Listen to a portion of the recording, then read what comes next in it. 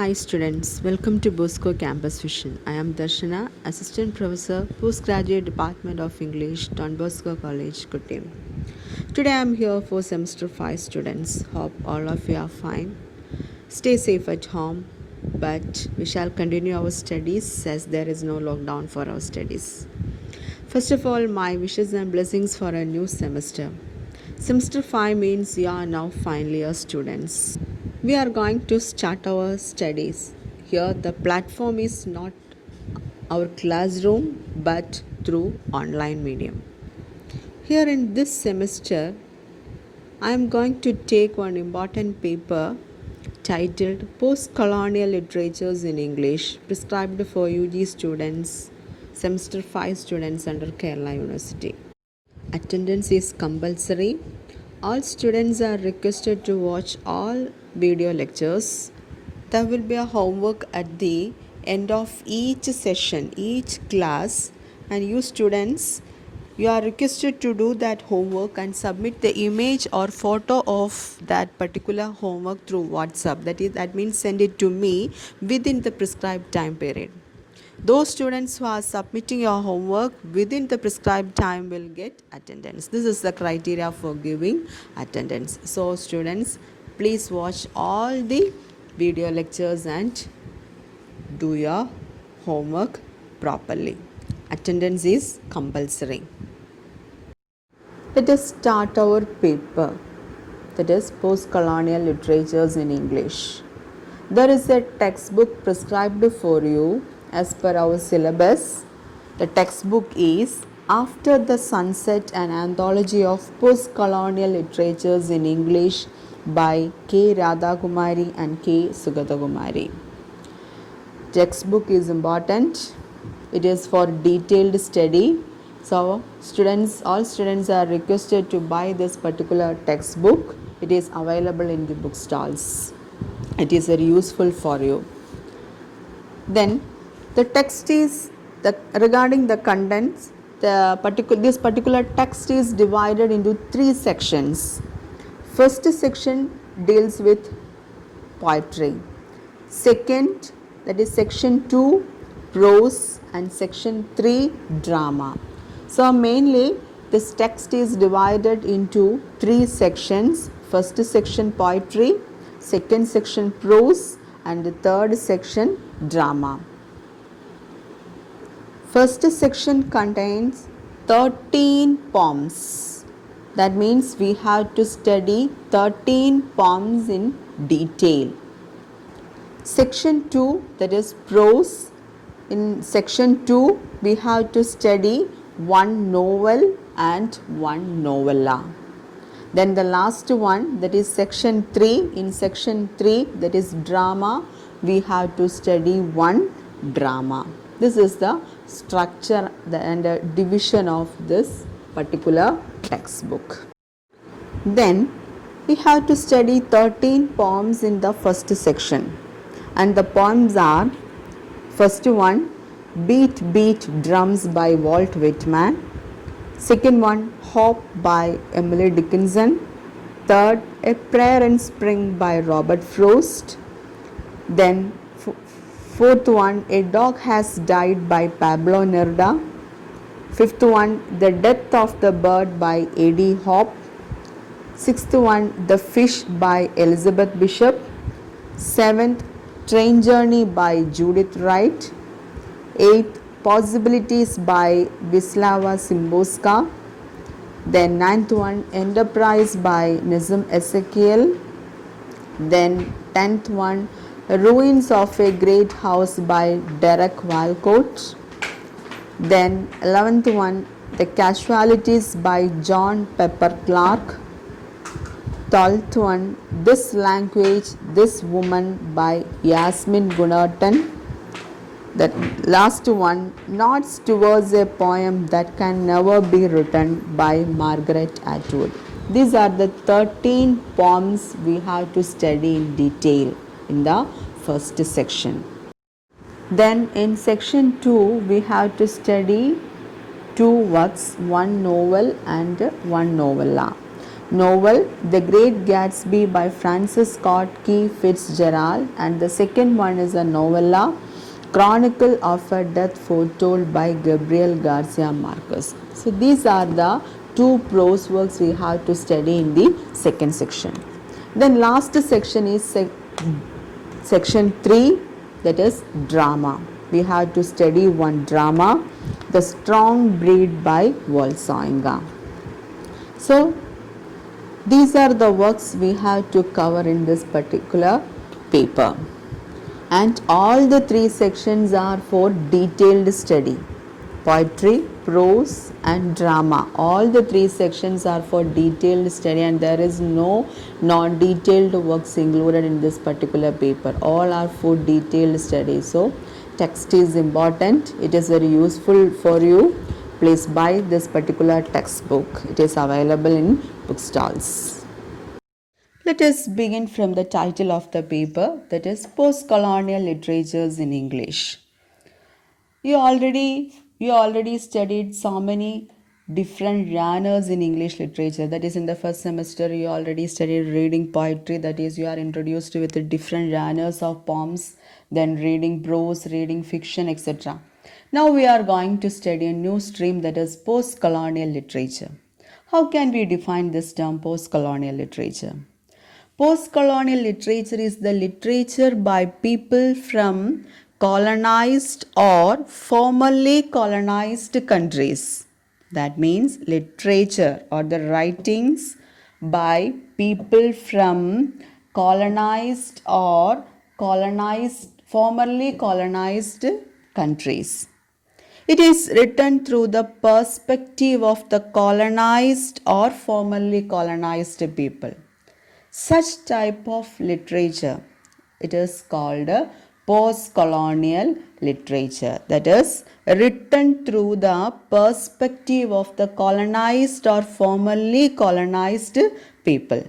And this particular movement, that is post-colonialism, it was starting in the 15th century and continuing until the mid-20th century. And moreover, this particular movement was started as a part of European nations' developed policies and strategies of exploration and colonization. That means these European nations tried to expand their nation, tried to explore new countries and new colonies, establishing dominance over the indigenous people or expanding their power over other countries or new colonies. So this particular movement was starting very early in the 15th century and was continuing until the mid-20th century as a part of this exploration and expansion by European nations. And this particular movement or this particular term, it has been used in literary criticism from the late 1980s to present times. So I already told you this particular movement was a part of exploration and colonization. What do you mean by this colonization? Colonization means this act of setting or implementing new colonies, that is away from their motherland. That means implementing new colonies. So that action, that act is called colonization. That establishing their power over the indigenous people. This action, this process is called colonization. That is the act of setting colonies. Then I give you a simple example. Once India was the colony of Britishers.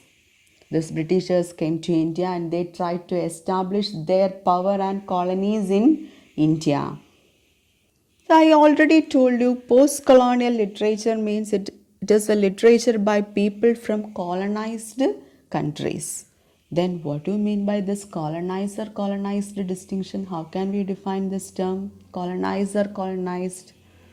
So colonizer colonized distinction means the people who are the object of colonization, they are called colonized people. Then the people who are establishing dominance over the indigenous people, that is, they are called masters or colonizers. And these indigenous people, they are called colonized people. This is the colonizer colonized distinction. So when we consider our example that I told you that once India was a colony of Britishers. So Britishers, they tried to establish their power over Indians. Britishers were the colonizers and Indians were the colonized people. These Britishers, they tried to expand their nations, they tried to establish their power, trade, culture, everything over Indians. So, and they tried to set up new colonies in India. So this process is called colonization, and Britishers were called colonizer and Indians were called colonized people. Then what was the result of this colonization? This resulted in slavery, then slave trading, then rootlessness, displacement, migration, then assimilation of their culture. So these are the end results of colonization. Just consider our past days. That is, we Indians has suffered a lot. These Britishers, they tried to impose their culture over Indians. They tried to establish their trade over Indians. They tried to establish their tradition. So total displacement, that is cultural displacement, political displacement, geographical displacement, then rootlessness. So total displacement happened, and as a result, main result is slavery.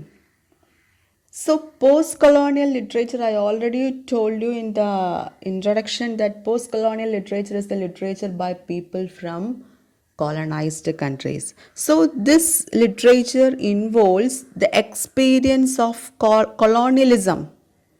That means these negative effects, that is slavery, displacement, rootlessness, slave trading, etc. So the experience of colonialism and its past and present effects, that both at the local level of ex-colonial societies and at the level of more general global developments. So this particular branch, that is post-colonial literature, it involves the experience of colonialism, and it also involves the discussion of experiences such as slavery, migration, suppression and resistance, difference. That is, always this colonized people, they felt otherness, that is, they always felt, that means they always feel that they are different from the masters. They always feel otherness. Then racial discrimination, gender discrimination, migration, that is a forced relocation.